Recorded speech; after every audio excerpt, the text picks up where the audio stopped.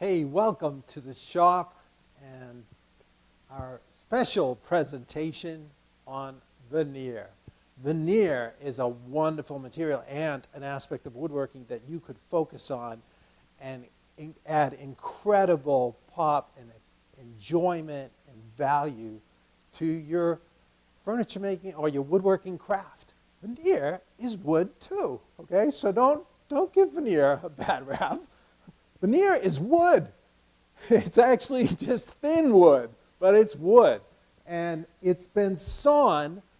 Actually, the veneer, the trees that get to be veneered are some of the finest boards and trees. So they've already discovered where the beauty within there, and they decided this tree is too good to get only a yield of so many boards and thicknesses and be cut up by some hack like me.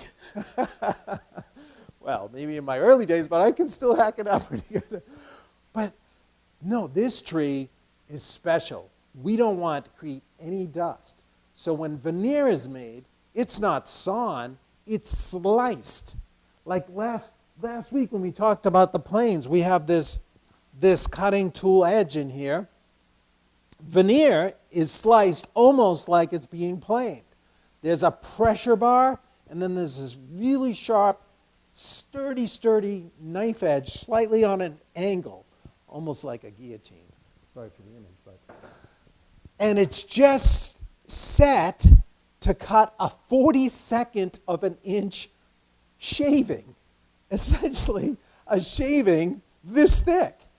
So most times it's all steamed or wet. So when wood is in the wet state, it comes off almost like meat slicing at the deli.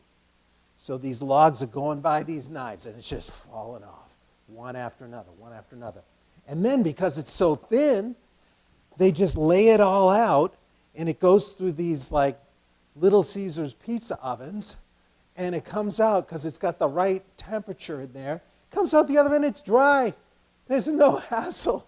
So you've got these stacks of sequentially sawn logs, the most beautiful veneers available at your disposal. And you can look online at most of these veneer companies and buy exactly what you want.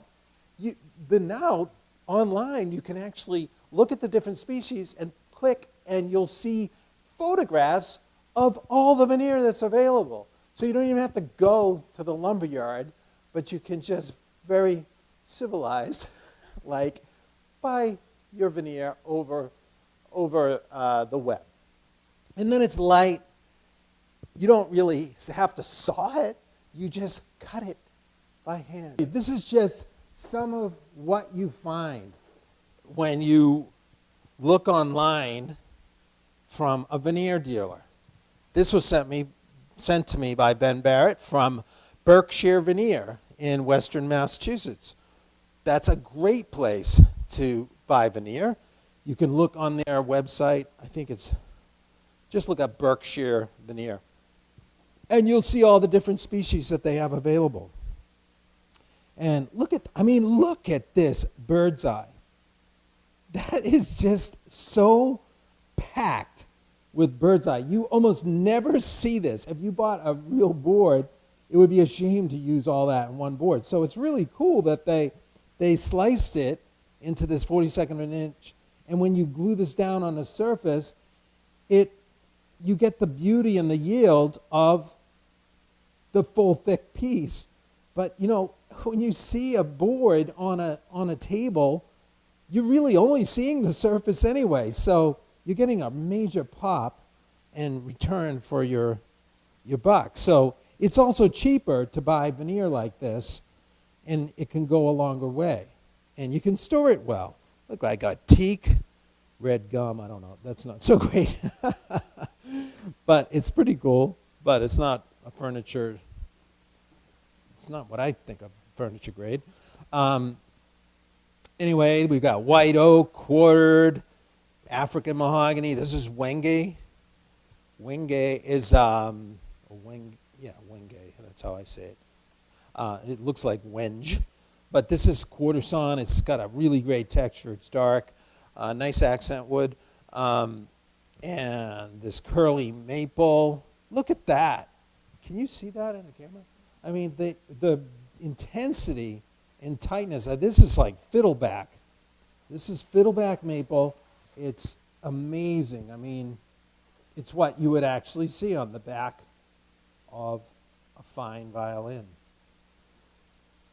That's sweet. Whew.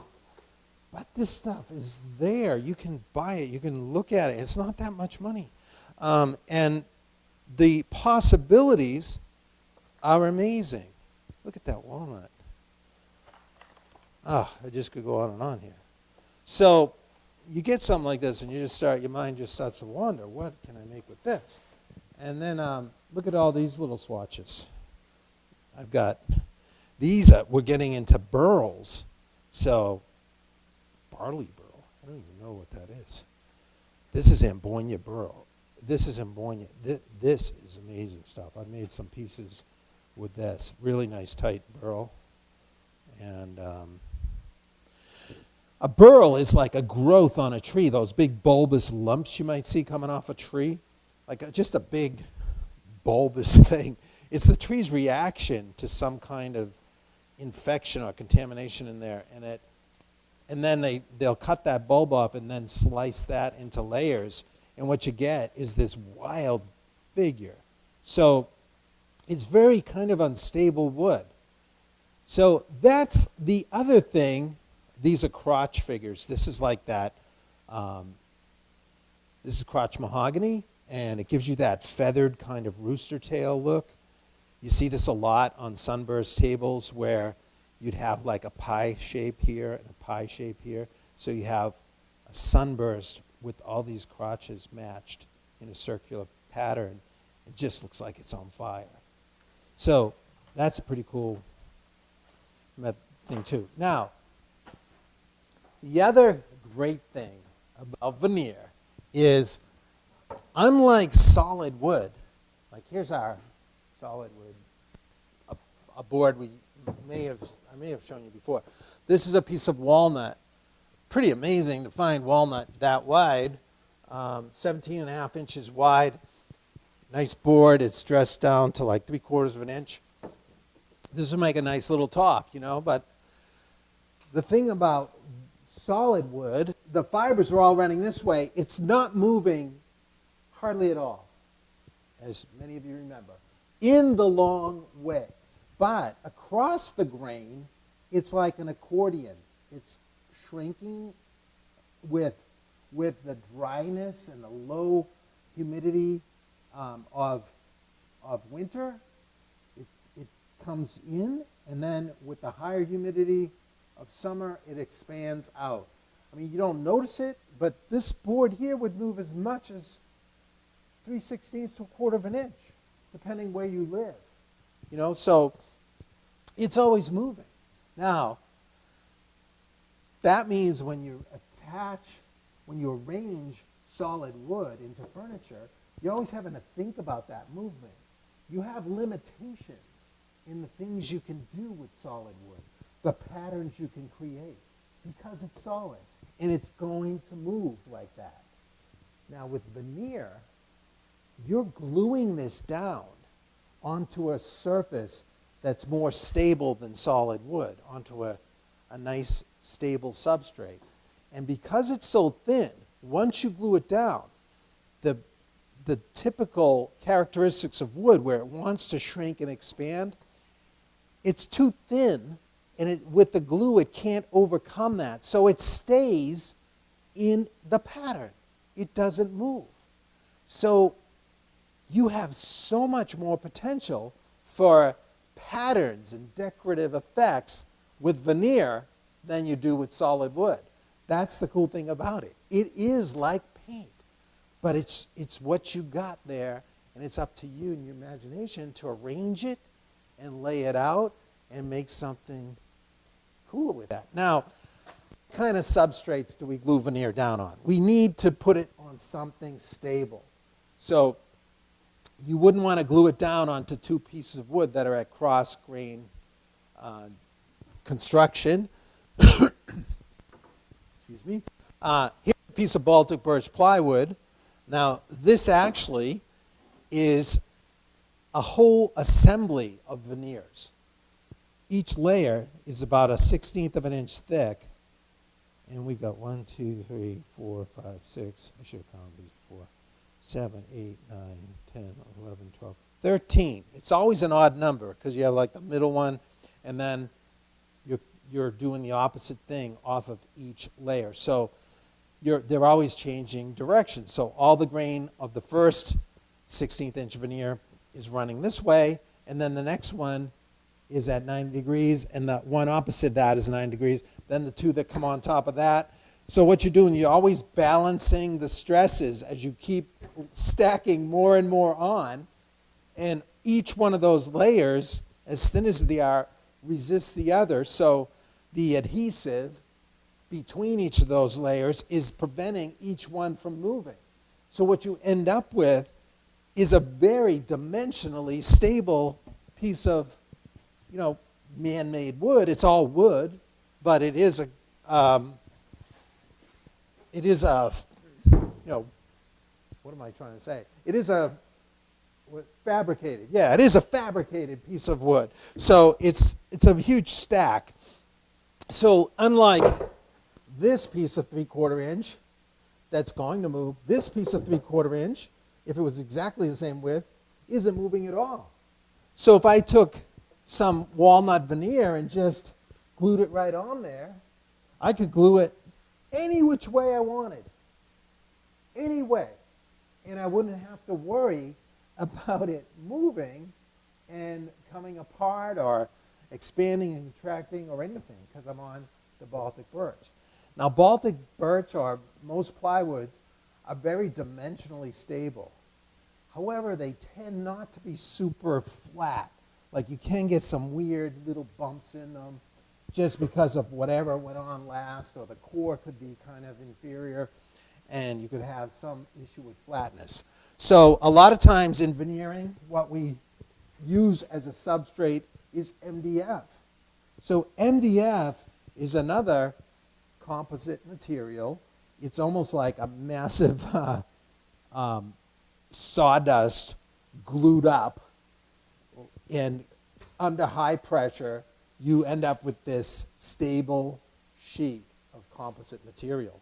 And it's so smooth and tends to be very flat and true. Now this does expand and contract slightly, but over a larger surface it becomes an issue. I made some big conference tables once, and I learned that. So that's for another day to talk about that. But it's not as stable dimensionally as plywood, actually. But you know what? It's negligible. So you don't have to worry. You can use MDF for most projects that you're going to make. It's going to be great. What I want to just show you are some examples of veneer being applied to various substrates. This is a classic Sunburst. This is actually a 12-piece match. So when you've got a 12-piece match, all you have to do is take whatever number of pieces you have and divide it into 360 degrees, and you know what the angle is of each one of these little wedges. So for all you math whizzes out there, I've got 12, which is 36, 360. So each one of these wedges is 30 degrees. So this is what I used to cut them right here. And these are, if you have a 10-piece match, you got 10 divided into 36, so it's a 36-degree wedge. And then this is an 8-piece match. For 8, goes into 360. To slice it up, I usually actually use MDF as a table, and I'll take veneer like this. I'm going to just cut one just to show you how enjoyable and quiet it can be. You turn on the music, you're good to go. Well, let's just show you one of these. I did this. You can use a straight edge if you're going to just join some veneer edge to edge. And we have a saw that has a very fine tooth on it. It's sharpened and honed beautifully with a good bevel on this edge. And I'm just going to hold pressure. I got a piece of MDF that's been jointed true, and I hold that flat against it and just make some strokes like this. Beautiful. That's it. There's no big saw. There's no saw blade noise. Look at and it's just kind of cool. You can totally change up the feel of woodworking with this. And then hold it right here. I mean, you could do this in a small apartment, right? I mean, you wouldn't cause anybody any problems. You could be up in there being your... Look at that. So I put those together. I would just tape across those with masking tape, and I'd have a decent match right there. For these wedges, I'm trying to capitalize on the natural ribbon figure in the quarter sawn Cuban mahogany. See that stripiness? That's the quarter sawn that you get from mahogany. Every wood is different, has its own qualities that are so fun to discover. And this has been one that I have gone deep with. I mean, I've used this ribbon in a lot of different decorative ways. And quite often I use it over curved laminated surfaces in combination with solid woods. I've got this little top up here. This is an example of how the color gets over time. And that was a failure for my top. It was the third try before I got that to actually bend over the edge. That's veneer getting wrapped right over a preformed rounded edge. So it appears to be solid because you see the grain come and just flow right over that edge. But when you look at it, you go, wait a minute, that's not possible. Because that would be expanding and contracting almost like a fan that you would fan out seasonally like that. But it doesn't because it's on MDF. But to get that so it didn't crack when it was being pressed over the edge, that was the trial and error. And that's why that one is on the wall and not in somebody's dining room. So let me just show you how to cut this. This is a wedge. This is the 30 degree. If I was going to be cutting and making a sunburst, you can check this out on the video too. I just make a light cut, and I'm holding that nice sharp veneer saw right against, and I get it right there. And I want to help it around as I spin without moving, and then hold it down again. And that's it. Now I have a perfect 30 degree wedge. Now if I get 12 of these, I can just tape them up edge to edge, and then I find the center and I glue it down onto this substrate. All right, so I'll just show you a few other examples. Just wanted to entice you to think about veneering if you haven't before. Here's a finished top. Now this is sapele.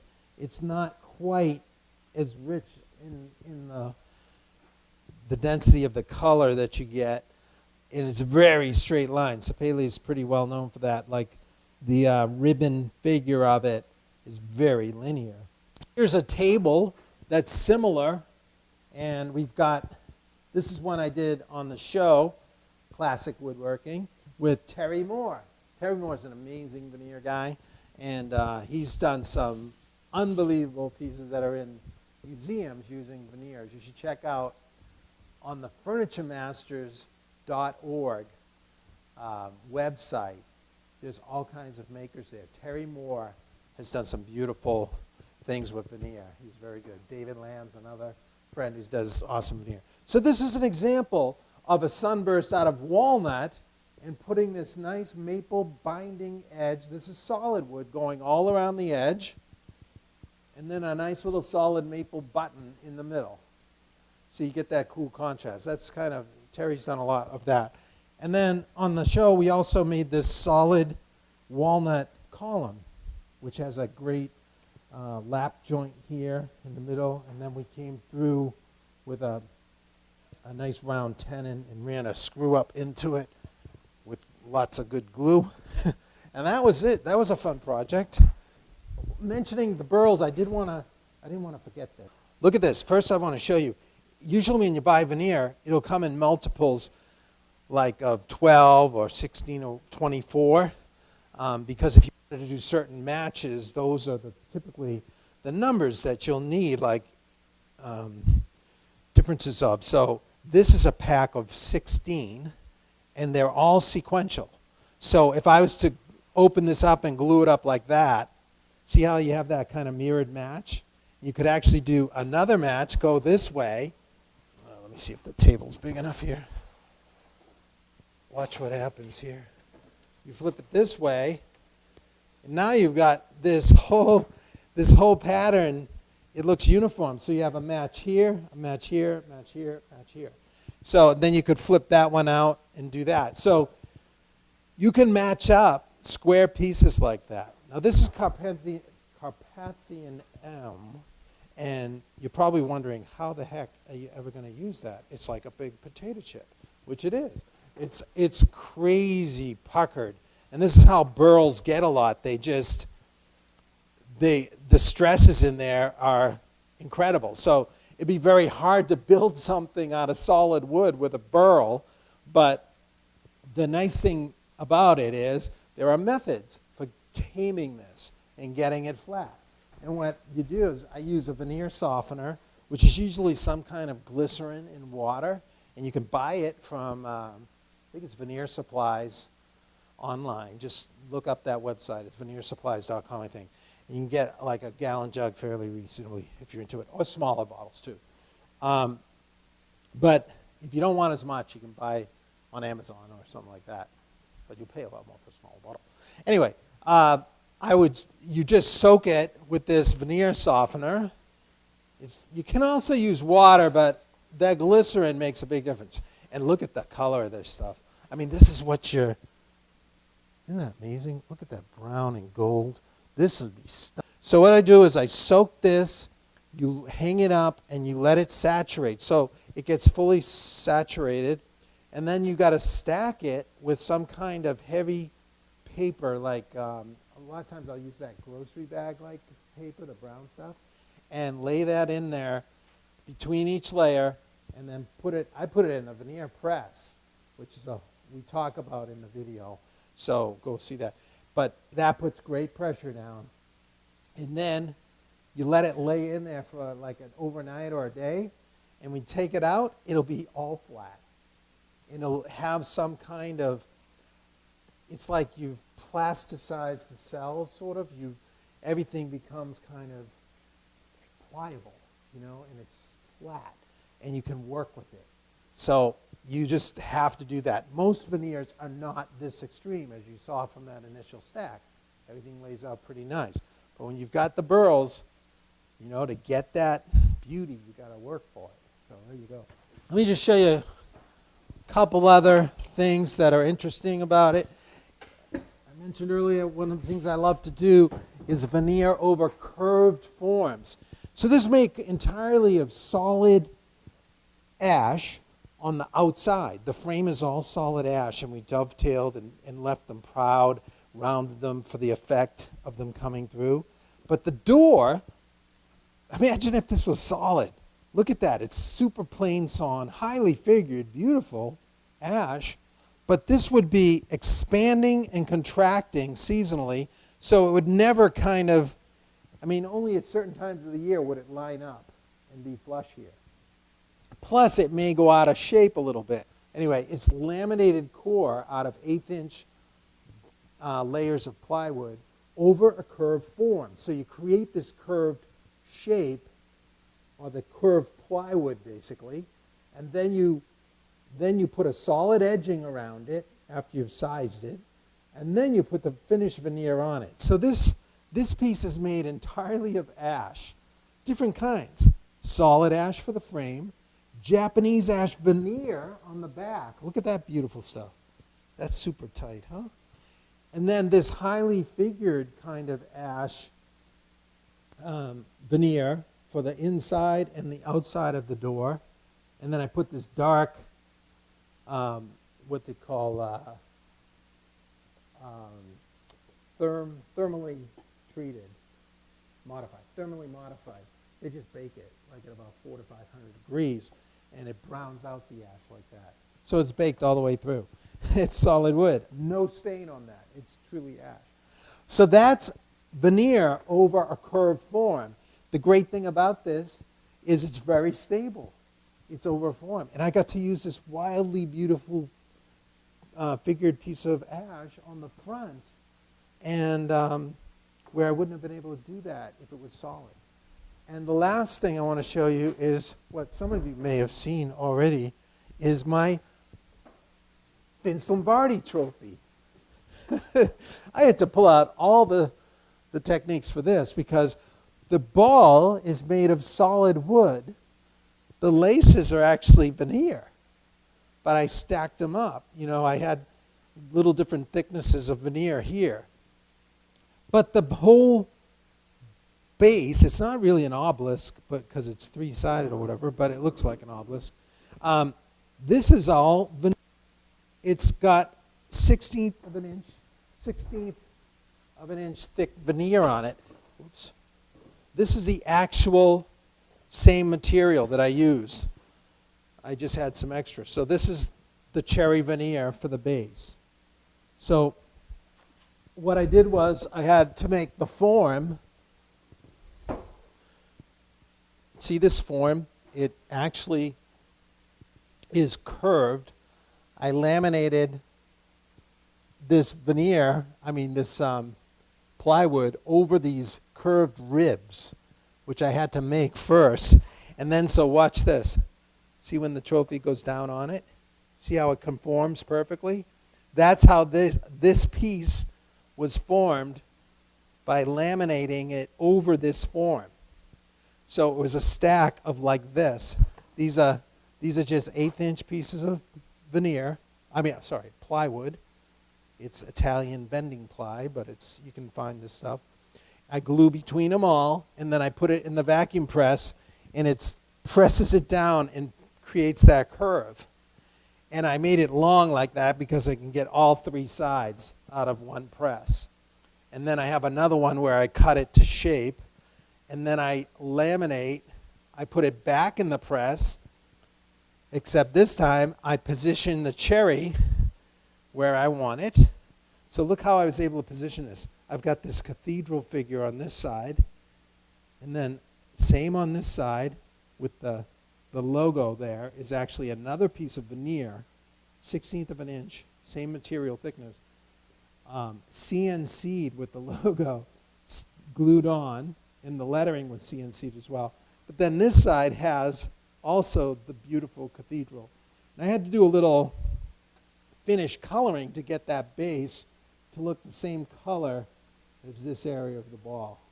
As you go out to this area, you're getting into end grain. So see how much darker it looks when you're looking into the ends of the tubes of the wood. But if you look at it right across the grain, you get that more of a golden color, which is what I tried to match the base with. So there you have it. This is a curved panel. This is concave, where the door was convex, but it's all just veneered. And you can get specialty thickness veneers like this one of a 16th of an inch, and sometimes a little more. I usually don't go more than 1/8 or so with veneers, because then you have to start worrying about the strength of the movement. So I hope that's covered a lot. Are there any questions?